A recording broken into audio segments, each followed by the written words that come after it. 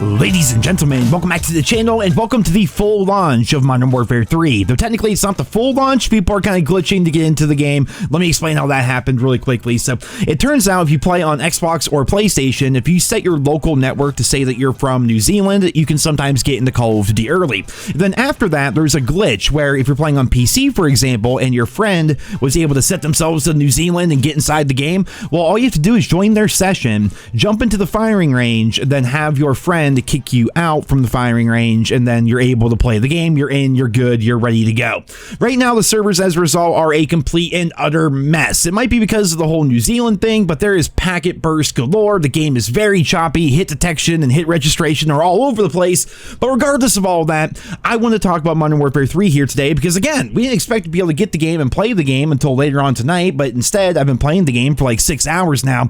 So let's just talk about a couple of things that I've noticed as we went from the beta to the full launch of the game. Keep in mind, this is not going to be my full review of the game or anything like that because it's not even out yet. I definitely want to put more time into the game, actually play the game on stable servers and really get a good feel for the game because right now the game has not been feeling very good. That's mostly due to connectivity, but I will say overall, if you get past that and just accept the fact that the game is going to be laggy and people are going to be sweaty as hell, because dude, I mean, we're talking about people that are playing Call of Duty on a Thursday afternoon that had to glitch their way into the game in the first place. You know, these are going to be the sweatiest of the sweaty, but if you could buy all of that, I will say Modern Warfare 3 has been really enjoyable because of all the new stuff there is to experience, all the new stuff there is to unlock, and all the new things for you to work towards. One thing I want to talk about here, the new Armory unlock system. It's weird. I'll try to summarize it very quickly, but there's something like 57 total items here in Modern Warfare 3 that are locked behind daily challenges. Basically, right? So you got things like your covert sneakers, you have certain kill streaks, the Semtex grenade, certain weapons, all of them are tied behind these daily challenges. You have to do 3 daily challenges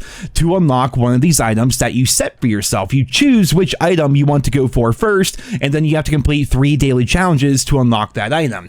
Now, the challenges themselves are very similar to Modern Warfare 2. I mean, we have 3 normal challenges, and then if you do all of those, you get your bonus challenge, which gives you a bunch more XP. So in total, there's only 4 challenges there. We're like, okay, well, there's 57 total items. There's only 4 challenges per day. What the hell are we supposed to do? Well, I finally went through and did my stupid sniper challenge to actually unlock everything. And what ended up happening was you now get another bonus, which is just to win a game.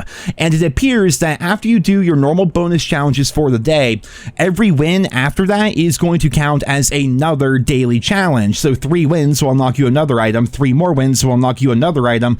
It's a weird system. I'm kind of a fan of it. I'm kind of not. I don't like how things are locked away in a kind of convoluted system, but at the same time, how many times have you guys heard me talk about, I wish there was a way for them to incentivize people playing the objective in COD. You know, how many times have you jumped into domination and the only chances of winning is you and your ACS field upgrade because those are the only 2 things on your team that are even going to remotely go near a flag or a hard point or whatever.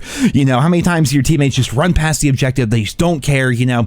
Well, if they want to unlock all this stuff, at least in the short term, then they're going to have to try to win the games, and it might encourage people to actually play the objective more as compared to just Tony Hawk Pro skating their way across the map, trying to get kills and go for TikTok clips. So in that sense, I think it's actually an interesting system, but there is a bar that I noticed, and I'm wondering if there's a cap as to how many wins you're allowed to get per day. It's very mobile gamey if there's going to be a cap as to how much you can progress within a single day, but we'll have to see how it plays out long term. I think eventually people are just going to unlock everything from this system. It's going to be null and void, but at least here in the short term, it does have people doing challenges and going out of their way to try out different things. I mean, you guys know me. How often you see me use a freaking sniper rifle, but here I am on Karachi using my sniper, so I get my 7 kills for the daily challenge to unlock the bonus challenges.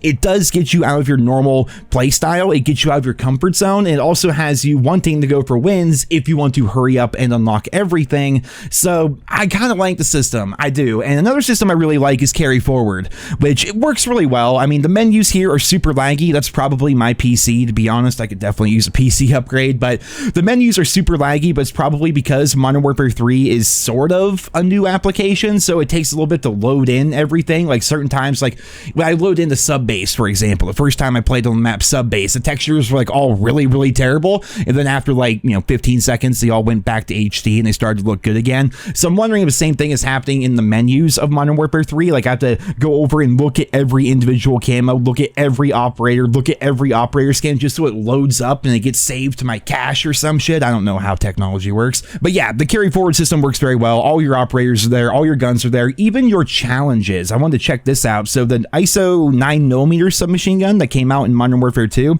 that was one of the guns I was at the point where I just could not do long shots anymore. I could not. I'm so tired of them. I'm like, you know what, I'm not doing it. But I remember I got a couple of them, right?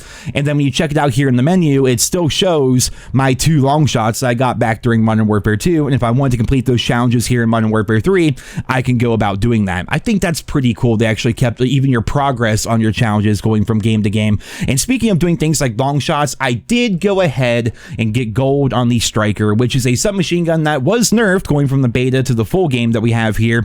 After doing all the base challenges, the gold challenge was really simple on submachine guns. You just have to get 10 kills on enemies that don't damage you back, which actually doesn't happen as much as you would think. I mean, normally you're in a gunfight as compared to shooting somebody from the side or from the back.